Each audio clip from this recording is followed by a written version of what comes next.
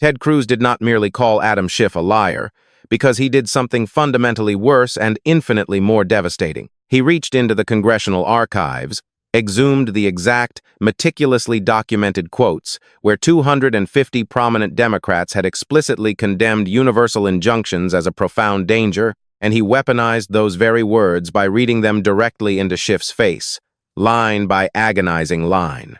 Then, with the unblinking calm of a relentless prosecutor, he asked Schiff why his political party was currently standing in fierce defense of the exact same judicial mechanism they had previously attempted to obliterate. That devastating, inescapable exchange constituted only the first 10 minutes of the proceeding. What transpired in the grueling, suffocating hour that followed was a masterclass in political deconstruction, an agonizingly public dismantling from which Adam Schiff will never fully recover. Ted Cruz had arrived in the chamber well before the cameras were powered on, his documents already impeccably squared on the dark mahogany desk, long before the first bleary-eyed staffer pushed through the heavy wooden doors. There were two distinct stacks of paper resting before him, one thick, one thin, with a single pen placed perfectly parallel to the edge of his official brass nameplate. The thin stack rested ominously on top, yet he did not glance down at it because he did not need to. He had constructed the architecture of this specific hearing with the precise, methodical calculation of a master contractor laying the groundwork for a towering fortress. The foundation had been poured weeks ago, and today was the day for framing the trap. Adam Schiff walked into the chamber exactly the way he always walks into rooms of this magnitude, unhurried, practicing a half nod to a junior staffer on the left and murmuring a brief word to the senator beside him. He eased into his heavy leather chair and casually adjusted the microphone with one hand, a mundane gesture executed with the thoughtless muscle memory of a man adjusting the rear-view mirror before embarking on a familiar drive he had taken 1,000 times before. This was the Senate Judiciary Committee, and he was a seated member of it, deeply entrenched in the seat of institutional power. That initial, palpable confidence radiating from him is absolutely vital to remember, but hold on to the image of that smug certainty, because it would not survive the hour. The fundamental crux of this hearing centered on a deeply concerning phenomenon that had been quietly metastasizing across the country. One single, unelected judge, sitting in a solitary courtroom, issuing a sweeping legal order that completely froze the entire Trump administration from enforcing its national policies.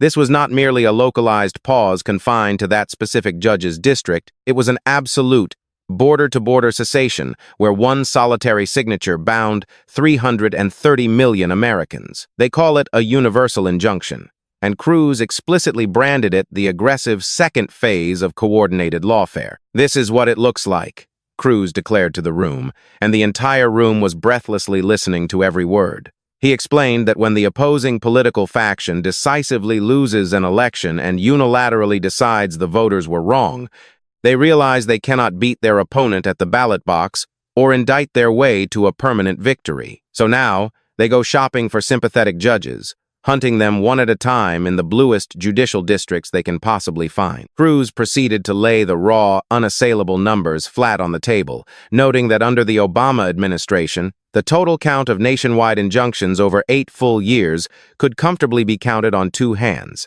Yet, under the Trump administration, within merely the first 100 days alone, the number had already skyrocketed past what most presidential administrations witness in a full 4-year term. He did not editorialize these damning statistics. He simply read them aloud with chilling detachment, set the paper down, and looked directly across the tense room. Schiff immediately leaned forward, launching a thoroughly practiced counterattack where the defensive words came out frictionless and clean. "The reason there are so many injunctions, Senator, is that this administration is violating the Constitution at a pace this country has never seen," Schiff argued, vehemently insisting that the federal judges are not the problem, but rather the executive lawlessness is the problem.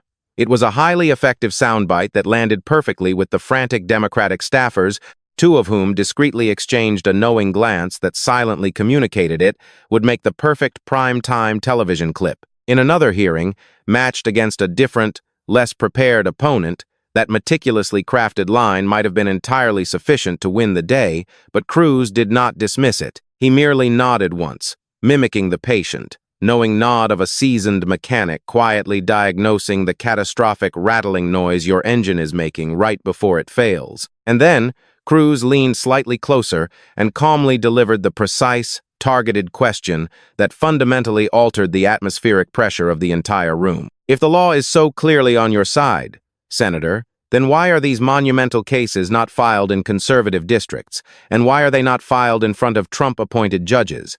Cruz asked, pressing the devastating logic that if the Constitution truly speaks as loudly as claimed, any judge in any courtroom should be able to hear it.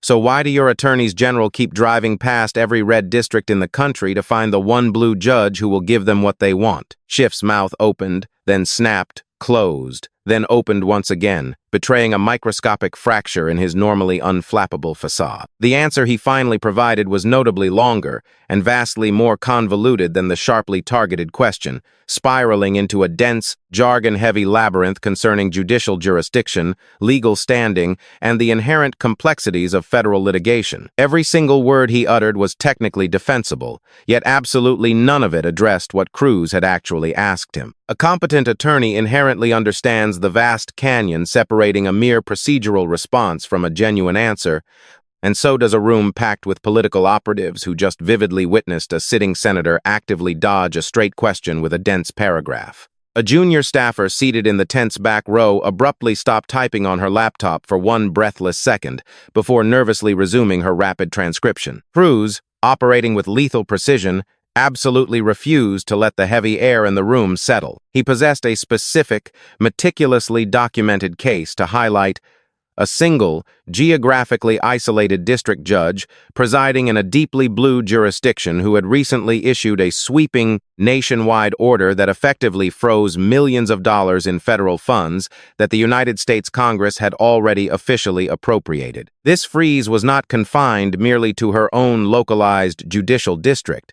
It was an absolute border-to-border blockade where one solitary courtroom and one singular judicial opinion bound 330 million American citizens to one unelected official's signature. That is not the constitutional exercise of judicial review, Cruz stated, his voice resonating with a quiet, dangerous authority. That is the aggressive dictation of national policy by sheer geography. He further emphasized that this was a deeply corrupted system where the ultimate outcome of a legal challenge depends not upon the actual text of the law, but strictly upon which specific courthouse door you choose to walk through, and every single person sitting in the room intuitively knew it to be true. Schiff immediately attempted to mount another defense, retreating to the safety of broad, academic principles by talking passionately about the sacred doctrine of the separation of powers. He spoke eloquently about the federal judiciary serving as the ultimate, indispensable last line of defense against the terrifying specter of executive overreach, and he praised the Constitution as a living, breathing safeguard for the Republic. Strictly speaking, in a sterile academic vacuum, he was not technically incorrect.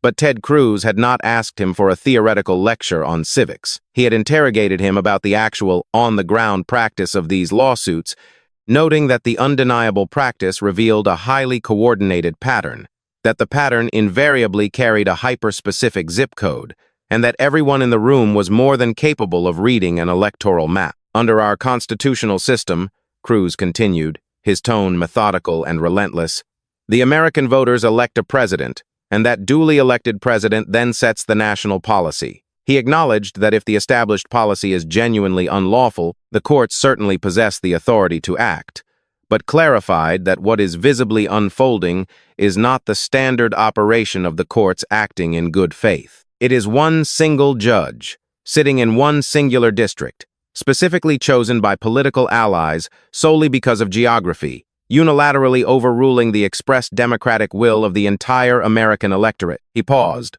locking his steely gaze directly onto Schiff's face, and delivered the ultimate challenge. You know the fundamental difference, Senator.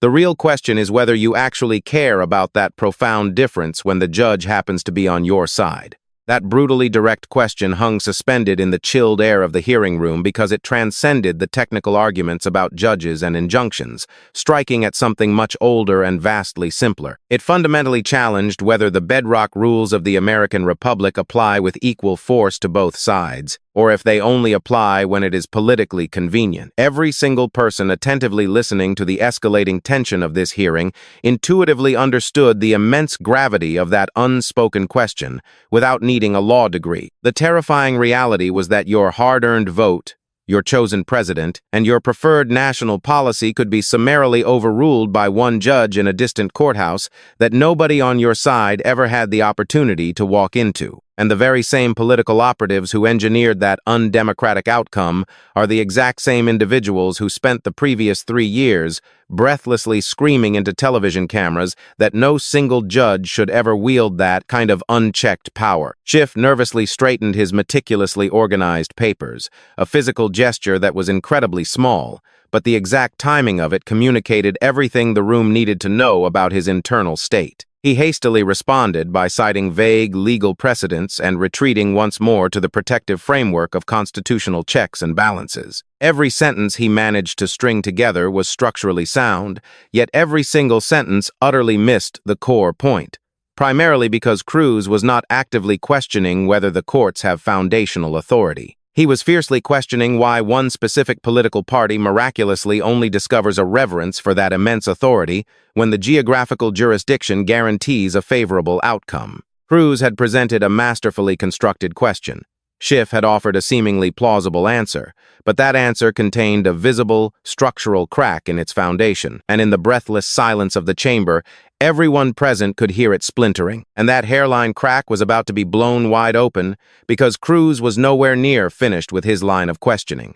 He was entirely done with the preliminary warm-up. Slowly, deliberately, he reached across his dark desk for the thin, ominous stack of papers, the exact stack he had noticeably not yet touched, the one that had been resting there, silently waiting since long before Schiff had walked in. He flipped the top page open with the precise, methodical care of a man opening a sealed envelope he has been saving for a very specific occasion. A movement that was neither fast nor slow, but purely deliberate. The collective eyes of the entire room subconsciously tracked the movement of his hand. "I want to read something," Cruz announced, his voice dropping in pitch.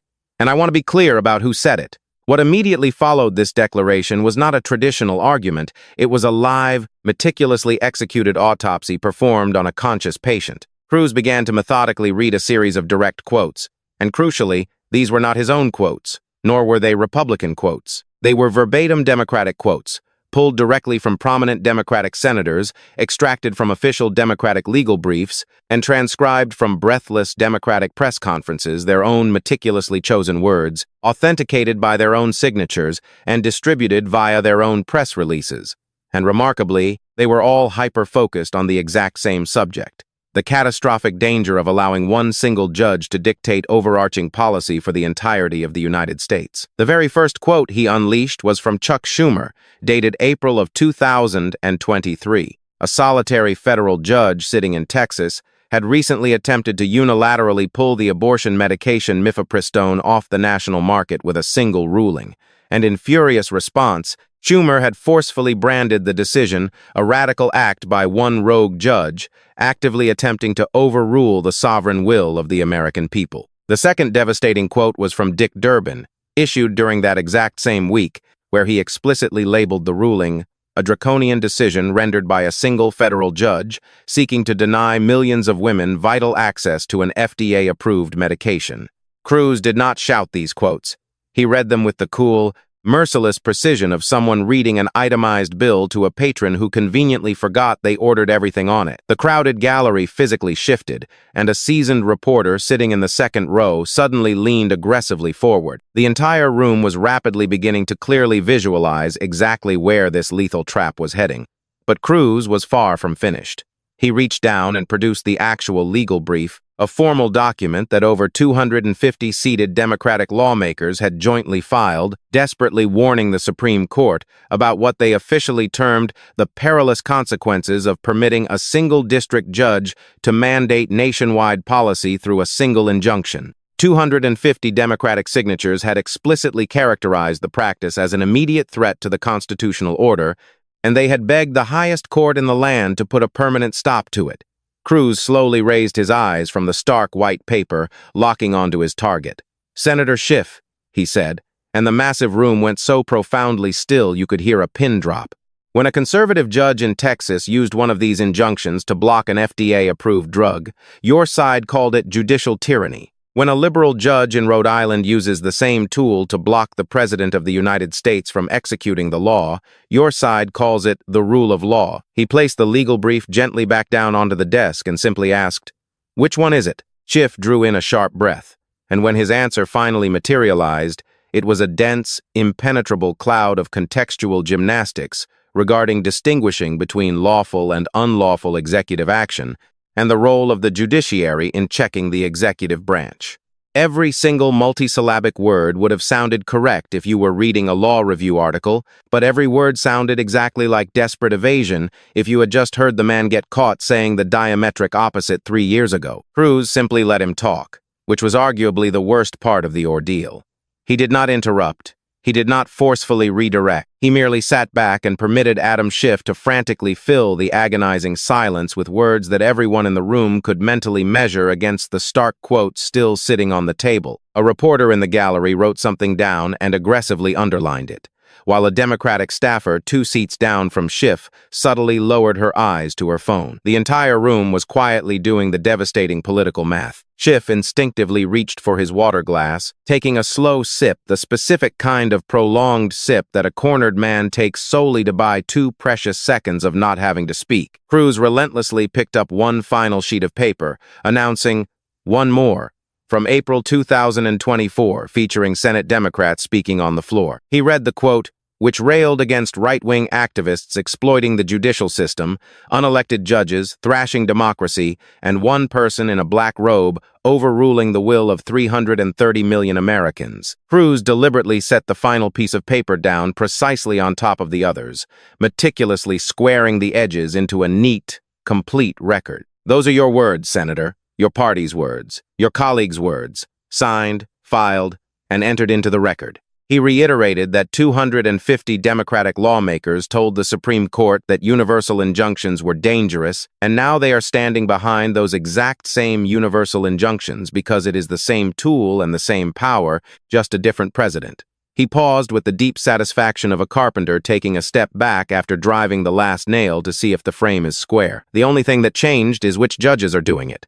That brutal sentence landed in the center of the silent room, and nobody dared to touch it. The political receipts had officially come due, and the unmistakable signature etched across every single one of them was intimately familiar. But the truly terrifying reality of this hearing was that everything up to this specific moment, the debates over policy, judges, and injunctions, was merely the prologue. What was about to come next had absolutely nothing to do with abstract legal policy. What was about to come next was entirely and devastatingly about Adam Schiff. A palpable shift occurred, manifesting entirely within Ted Cruz. He slowly leaned back, deliberately set down the specific piece of paper he had been reading from, and placed both of his hands entirely flat against the polished desk. The instinctual grounding posture a man adopts right before he lifts something incredibly heavy. For what he was about to unleash next, he did not require a single written note. "Senator Schiff," Cruz said, and there was suddenly something entirely new residing in his voice, a dark, resonant gravity that had not been present before, something lower that had been quietly waiting. "Let me ask you about something else. Let me ask you about the record." Every single individual in that room immediately understood exactly what the record meant when it came to Adam Schiff. They had all been watching that specific record build for 7 grueling years, and they had been waiting for someone to finally say it out loud under the glaring lights with the cameras continuously running. Cruz started exactly where it started. "You told the American people on national television multiple times that you had seen evidence of collusion between the Trump campaign and Russia. You said it was, and I am quoting you, in plain sight." Cruz's voice was remarkably even and flat, the cold voice of a man reading precise coordinates rather than opinion. "You said that as the chairman of the House Intelligence Committee with the absolute authority of classified briefings that no one else in the country could verify." Schiff visibly shifted in his chair, not a casual lean or a comfortable adjustment, but a defensive, protective repositioning. "Robert Mueller investigated for 22 months. Cruz relentlessly continued, citing hundreds of subpoenas and hundreds of witnesses, noting that his report did not establish that members of the Trump campaign conspired or coordinated with the Russian government. "Those are not my words.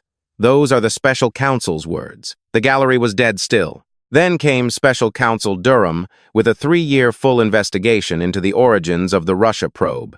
His conclusion: the FBI had no verified intelligence when it opened its investigation. The Steele dossier, the document your committee read into the congressional record as though it were evidence, was a collection of unverified claims funded by the opposing political campaign. Cruz allowed that devastating sentence to sit in the center of the room, letting the chamber hold the crushing weight of it. Where is the evidence, Senator? You told the American people you had it. You said it was in plain sight. You said it not once, not twice, but over and over on camera after camera to audience after audience. Where is it? He was not asking because he did not know the answer. Everyone in that room knew the answer, and everyone listening at home knew the answer. Cruz specifically wanted Adam Schiff to be forced to verbalize it with the broadcast cameras rolling and the undeniable record sitting on the table between them.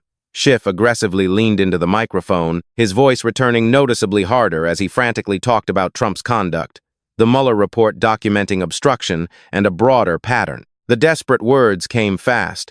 They were the highly practiced words he had used on CNN, on MSNBC, and on every cable show that would eagerly book him for hundreds of appearances in the president's first 2 years alone. But in this specific room, under these merciless lights, with the finalized findings from Mueller and Durham sitting right there in front of the man asking the question, the practiced words sounded entirely different. They sounded exactly like someone frantically shouting outdated directions to a house that was no longer there. And remember, every single person listening to this at home already intimately knew this.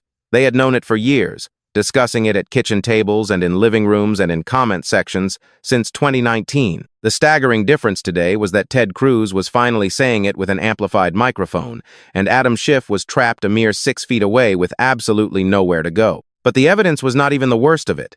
You also wrote a memo, Cruz stated, his hand slowly sliding to a different page while Schiff's panicked eyes instinctively tracked it. In February 2018, your committee released a memorandum defending the FISA warrant applications. Let me explain what that means. The government used a secret court to get permission to surveil Carter Page, an American citizen. Your colleague Devin Nunes raised the alarm, saying the applications were full of errors, and your memo was the rebuttal. Your memo told the American people that the FBI and the Department of Justice did not abuse the process, that they did not omit material information, and that the system worked. Cruz set the paper down with a soft slap, and the entire room collectively braced itself, knowing exactly what incoming ordinance was about to strike next. Anyone who had followed this sprawling story for the last 7 years knew what was coming. Inspector General Horowitz investigated those same applications, and he found 17 significant errors and omissions. 17, not minor clerical issues, but significant errors that concealed vital information the court needed to see. The presiding judge of the FISA court stated publicly that the FBI misled the court. Cruz let the devastating number sit, 17. In a terrifying system where one unchecked error can permanently destroy a citizen's rights, the FBI had committed 17, and Adam Schiff had confidently told the entire country the process was perfectly clean. Schiff's hand nervously moved to the microphone stem, gripping it with white-knuckled intensity. You told America the process was clean, Senator. It was not clean, and you had access to the exact same classified information your colleague used to raise the alarm. He raised it. You buried it. And then, Cruz moved to the singular, infamous incident that the entire room had been agonizingly waiting for, the thing that for 7 years had sat in the national memory like a deep, painful splinter that nobody could successfully reach. Cruz paused, slowly closing the leather folder in front of him and pushing it deliberately to the side. When he finally spoke again, he did not glance at his notes or acknowledge the breathless gallery. He locked his eyes dead onto Adam Schiff with the intense focus of someone sitting across a kitchen table, finally preparing to unleash the truth he had been holding back all evening. The 26th of September 2019, Cruz stated, deliberately slowing his cadence down, not for cheap drama, but for absolute, lethal accuracy. On that date, you sat as chairman of the House Intelligence Committee, while the acting director of National Intelligence was testifying regarding the Ukraine whistleblower complaint. The White House had officially released its readout of the president's call with President Zelensky. The public had the document, the press had the document, and your committee had the document. Cruz reached for a single, isolated sheet of paper, holding it perfectly flat against the mahogany desk and staring across the expanse of the room at Schiff. For an agonizing moment, absolutely nobody inside that chamber moved a muscle, not the frantic staffers, not the gallery, not the camera operators.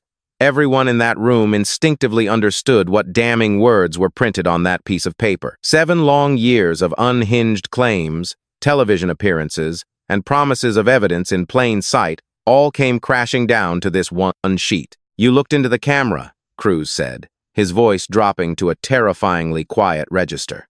"You appeared to be reading from the official record, and you said this." He read the agonizing words slowly, letting each syllable detonate. "I have a favor I want from you, and I'm going to say this only 7 times, so you better listen good. I want you to make up dirt on my political opponent, understand? Lots of it, on this and on that."